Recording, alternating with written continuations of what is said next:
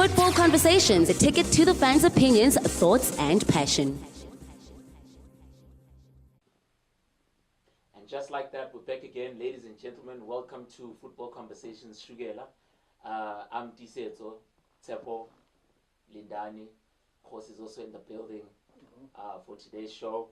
I think, gents, we can kick things off.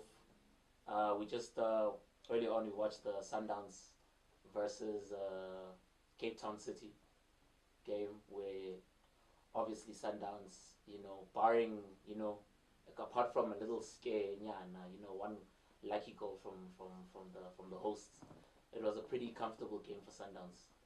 What do you guys think? Of course, as a Sundowns fan yourself, wasn't it comfortable? No, look, High Toma game, it was a bit scary there for a second because Cape Town Spurs had some. You don't even know their name. I think Cape Town Spurs. Cape Town Spurs in no Ocean Patlet. There is no such thing. I gotta recognize. Sorry. Okay, so we're taking it happy. Cape Town City. No respect, no respect. So, okay, first few minutes, Badle Baratosangana, they showed us some few attacking plays.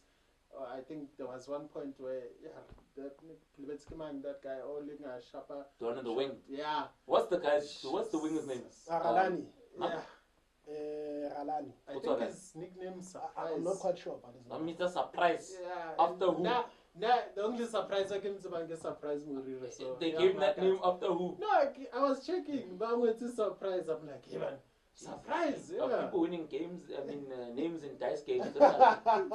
Maybe it's Between them and Tyson.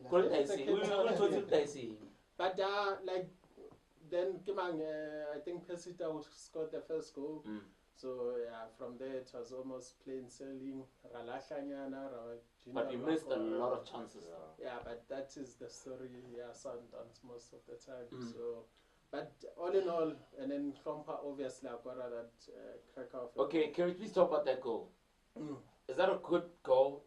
Good long range goal, or is it because that guy, that's the goalkeeper, has no respect for the contract that he signed? It's a bit of both, because that goalkeeper, he should be saving that one, but then we shouldn't take away from the overall skills. But there was no skill there, though. It was like in the middle. But why is he, like Kompo, whenever he has a chance to shoot, he will shoot. So does Stompo have actual skill, or is Stompo like a shoot and hope type of No, character? it's not a shoot and hope. No, he's got a good technique.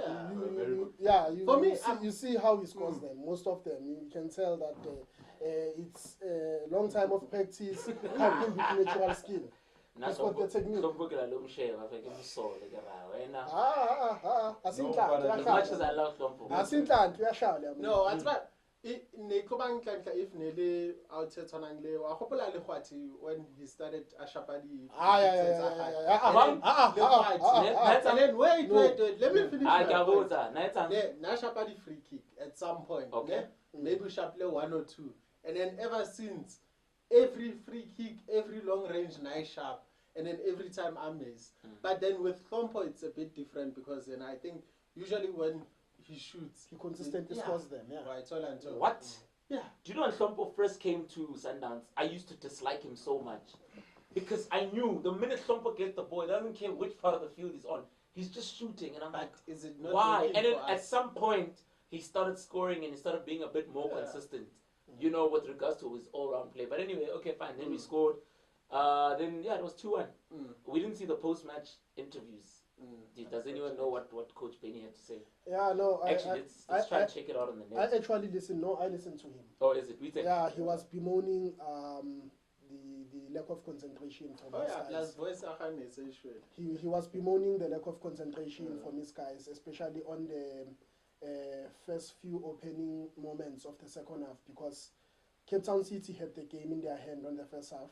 They actually lost it on the second half when they actually let slip of Percey Tau, and Tau doesn't need the second time of asking. It doesn't need any second invitation. He gets the chance, he puts it away. So he was actually identifying that lapse of concentration on crucial stages, given that you can't be allowing a team like Sundowns to actually score a goal on the first few opening moments of the second half, because it will kill your morale. So he alluded on that goal to say, had they not considered that goal on the early stages, then they would have went on to cause a major upset. But then again, he actually said it might be a blessing in disguise, because now they actually have to consolidate their stay in the top 8 so that they can play the MTN 8 come the next season. Okay. Yeah, but you know what, Leonard Benny mustn't talk as if he had Sundowns in the bottle today. He didn't. Even the previous nice stuff.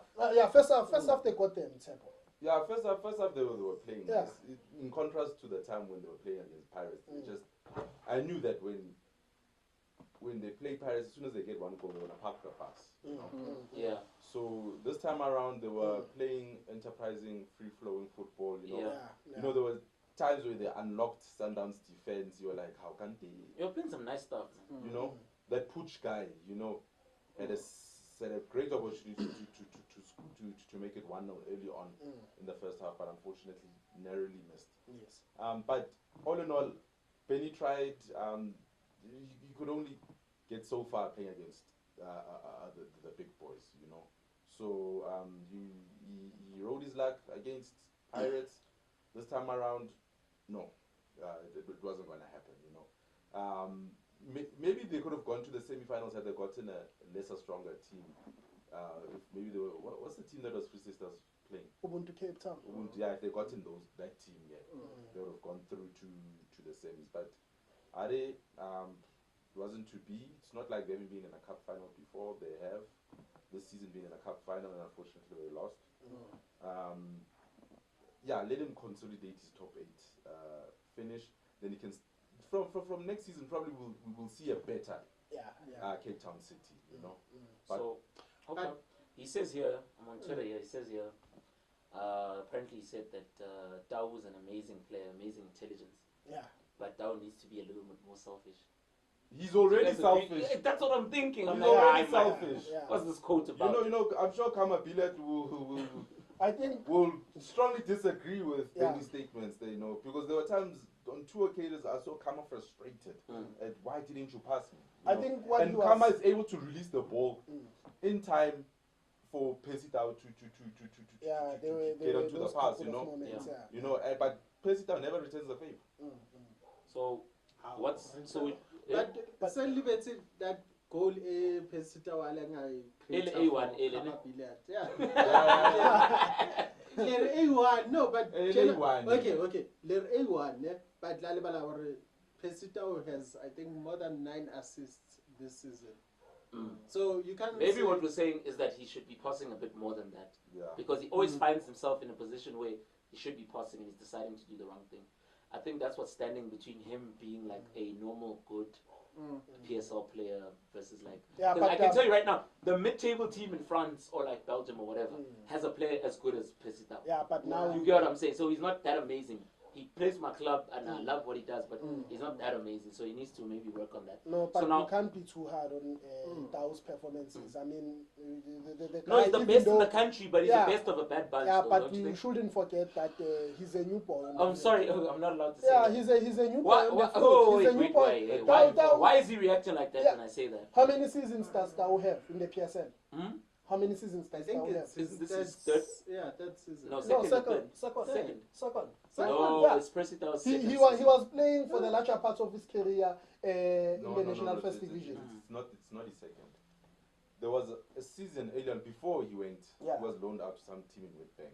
Yeah, He was playing for with some Sundowns, space, but yeah. sparingly, you know. Yeah. And we were like, this guy is good, but Peter was like, no, he's still not where I want him to be. So maybe to improve on his game, let me loan him out. You know. Yeah, but And he was loaned out for 1 or 2 seasons. yeah, but And I think in that last season when he was loaned out, yeah. he gave Sundowns an ultimatum like, I'm not gonna put up with this again. In terms of that I get. being loaned out again, because there are teams in the PSL that want me. I'd rather go there and get regular game time. That's when Peter started putting him in. Yeah. But my point of argument here is that we shouldn't be too hard on Tau. I mean, he's a small boy. He still has a lot to learn. How Even old though is Tau? 23. Yeah, I don't know. 24. 24. Yeah. 24. So it's not a That's young man. another Should be problem. consistent. A young man is a 20-year-old. Should be consistent. That's another problem we have No. in SA. 24-year-olds are supposed to be, if they're really good, they're supposed to have gone and be playing in Europe already, you know? Yeah. Because if Percy were to leave when he's 25, which team is he going to go to? He's going to go to another Belgium team. But now the thing is, Percy where he's gonna try and fit what's this fitting into a team. For his first season he's gonna struggle. But now the thing is, Percy best to the and scene. only in his second season will he flourish. When did Percy best to the scene? Percy's been around. No, he was only acquired by Was Percy Sundowns. an MTC player? No, he was wasn't. He was never an MTC player. You know how Percy was discovered? How? He was playing in the K Mutsipe Foundation tournament. Yes, and he was playing for his school, and Sundowns happened to be the sponsors. Mutsipe is the sponsor of the tournament, and they actually identified him there. They roped him in, and then they put him within their development structures. Ever since then, I think that happened 2014, if not 15. No, it was a lot longer than that. No, they were playing in 2014. Let me just Check it out. You know the internet doesn't lie. It's simple. Percey Tau 23, no? Yeah. So that's the first one. He's born in 80 what? 99. Oh, sorry, 99, 90, sorry. 94, yeah, I'm old. 94. Yeah. So, and then Udalete, obviously, Mamelodi Sundowns and Witbank Spurs Sure. for 1 year. Yeah, so it's his second season. Only 2 years ago, Sundowns. See what I'm talking about? Okay. I always thought it was an MTC player. Yeah. This stuff.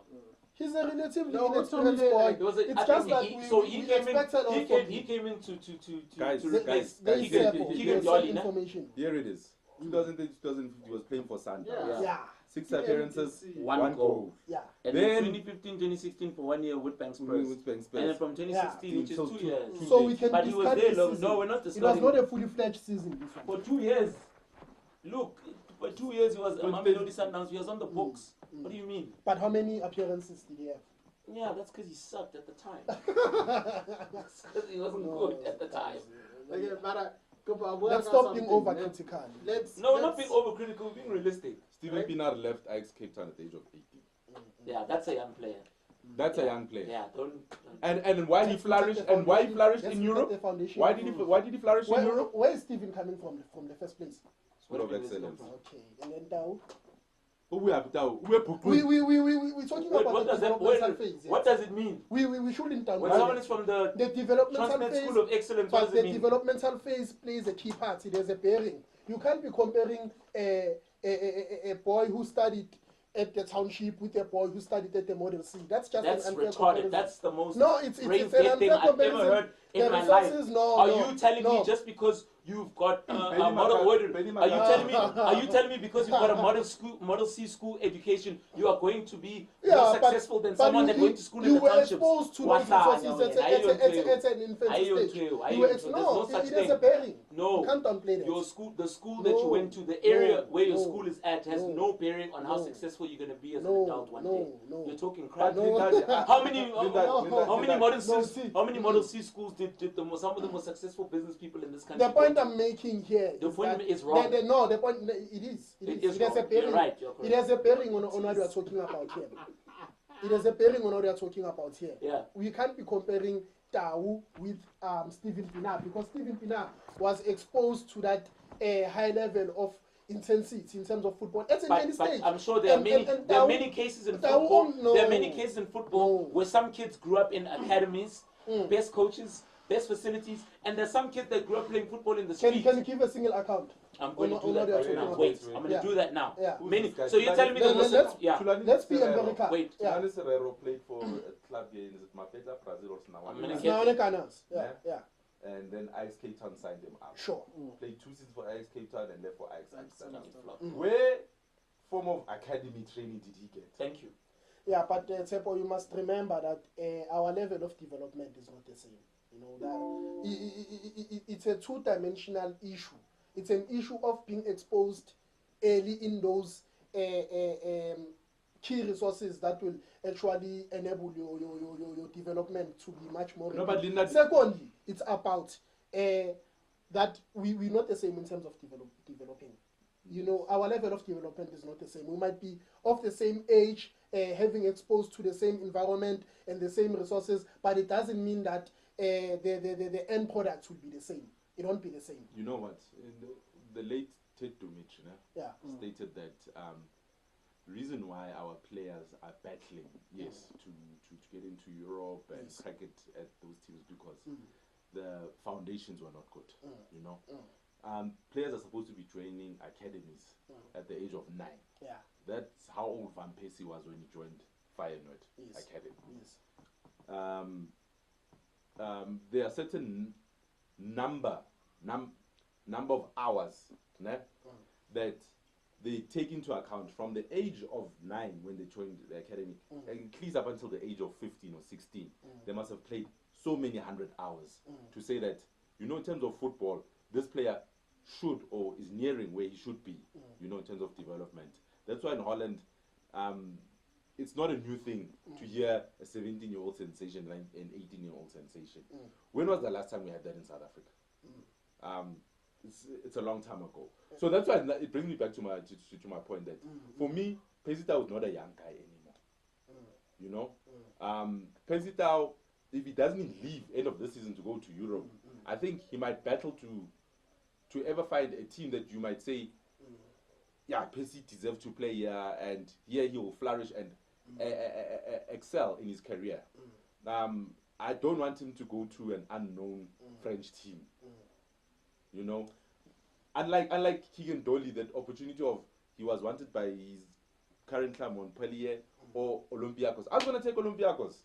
You know, a team that regularly plays in the Champions League, you get more exposure. You know, whenever his agent's trying to sell to a club in La Liga, it'll be easier. They're like, no, we see this guy on a regular. You know, in the Champions League. You know, now you're going to go to a Montpellier, you're struggling. At the age of 25. Yeah, I think the key issue here is the deeply embedded culture of South African football.